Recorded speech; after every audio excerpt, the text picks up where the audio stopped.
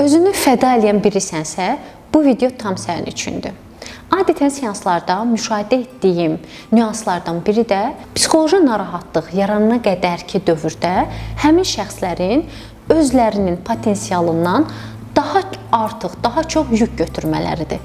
Təbii ki, bu yüklər psixolojik yüklər adlanır. Daha qısa şəkildə sizə belə izah edeyim. Düşünün ki, hər bir insanın fizioloji olaraq və psixolojik olaraq qaldıra biləcəyi bir yük potensialı var. Misal üçün, əgər bu kreslonu siz qaldırsanız və bu kreslo sizin üçün ağır olsa, bir müddət sonra müəyyən əlamətlər özünüzdə hiss eləyəcəksiniz. Ya beliniz ağrıyacaq, ya əlləriniz ağrıyacaq. Yəni bir müddət sonra yorulacaqsınız və o yükü, o kreslonu yerə qoyma ehtiyacı hiss eləyəcəksiniz.